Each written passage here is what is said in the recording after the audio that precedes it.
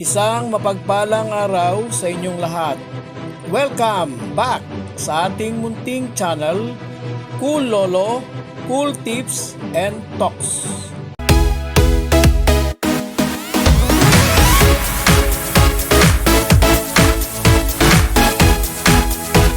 October 28, Tuesday, racing. Meron po tayong karera bukas araw ng Martes. Starting time ng karera, 5 p.m. alas 5 ng hapon.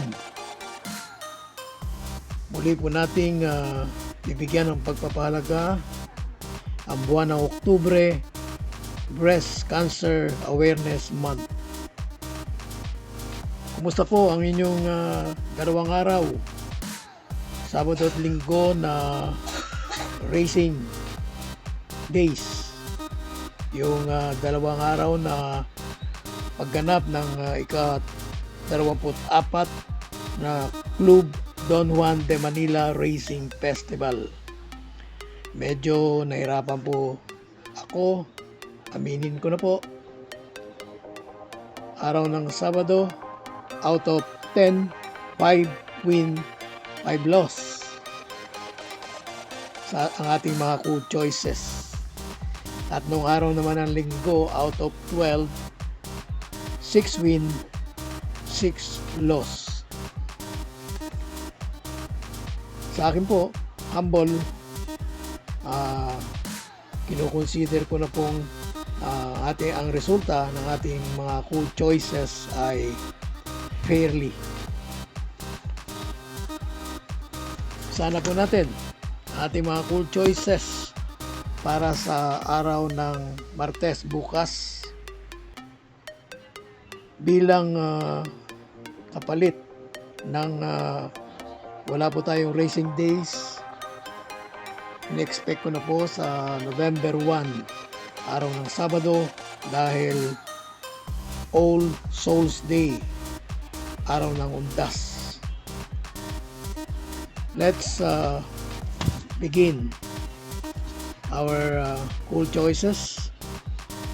Sa race number 1, ang race number 1 po, umpisa ng winner take all, races 1 to 7.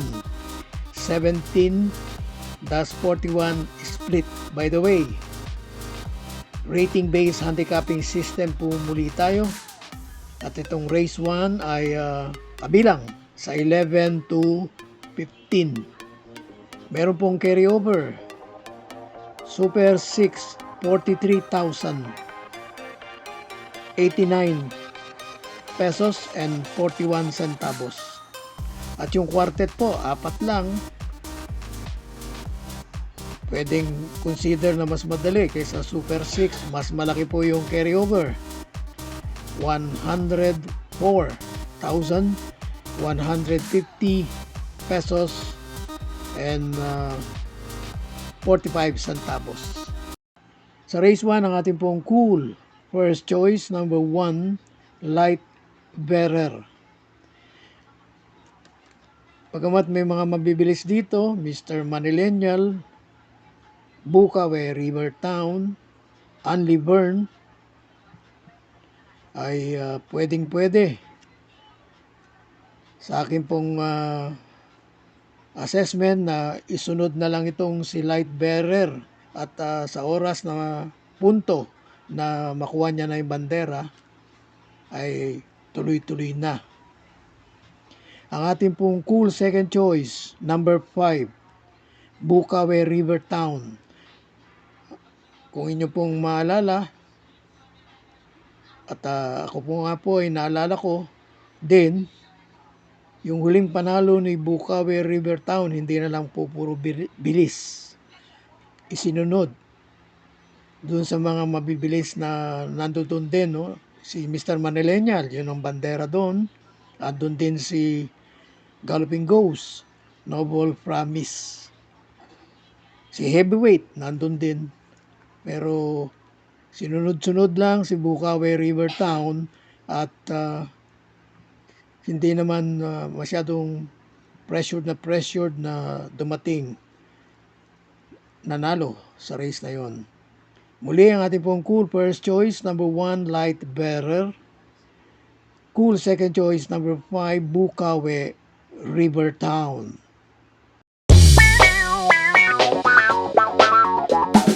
Race 2, 17-41 split. Pick 6 naman po ito, racing na nag-umpisa rito.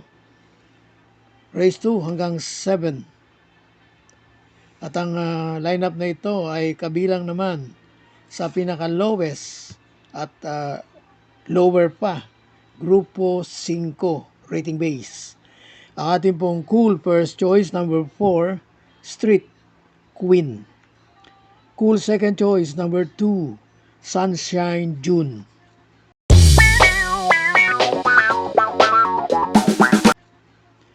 Race 3, pick 5 naman po. Race 3 to 7, 17-41 split. At dito, ang lineup na ito ay nakapaloob sa 6 to 10 rating base. Ang ating pong cool first choice, number 6, Raining in Manila. Cool second choice, yung sigurado ng bandera dito, baka tapusin kahit 1,400. Ang ating pong cool second choice, number 4, West of the East. At cool third choice, ating pong pangremate, number 3, Magnolia Asli. At ang race 4 po ay 42-56 split. Pick 4, races 4 to 7. Medyo mataas na grupo, 22 to 27 rating base po ang lineup na ito. Ang ating pong cool first choice, hindi po natin desisyon ng iwanan kahit hindi na nanalo sa mga nakarang takbo na ating cool choice siya. Ating pong cool first choice, number 6, Sonic Clay. Cool second choice, number 1, Over Assuming.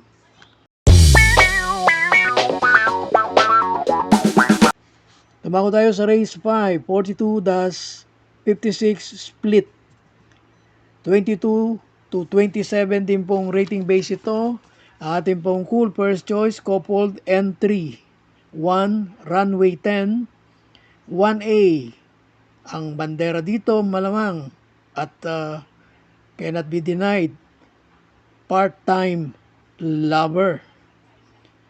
Pero meron po tayong cool second choice na pag decision ko po na yung aking pong assessment, pagkaroon ng second choice, coupled entry din, 3, Cerveza, 3A, Gentle Force. Dumako tayo sa race 6, 17-41 split.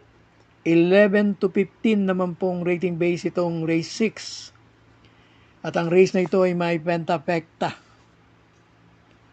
Ang ating pong cool first choice, sa mga nakarang takbo, not as expected natin, pero mas magaan na laban ito kung ating pong bibigyan ng consideration. Ating pong cool first choice, number 6, My Diamond. Cool second choice, number 7, for a surprise win, Harana. At cool third choice, number 2, isang consistent na runner o kabayo. Cool third choice natin, number 2, Buwayang Bato.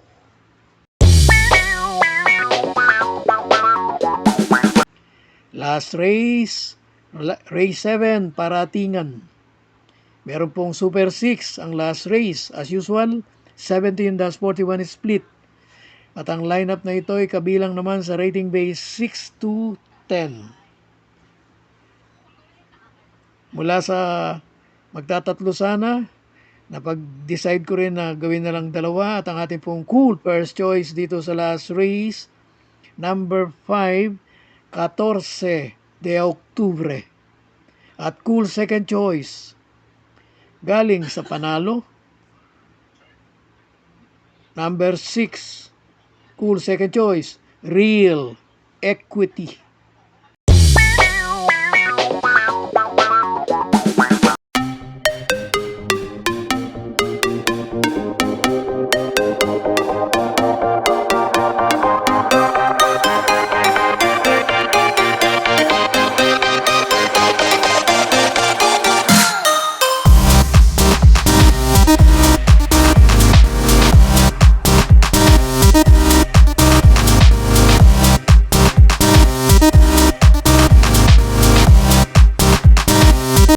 God bless to all.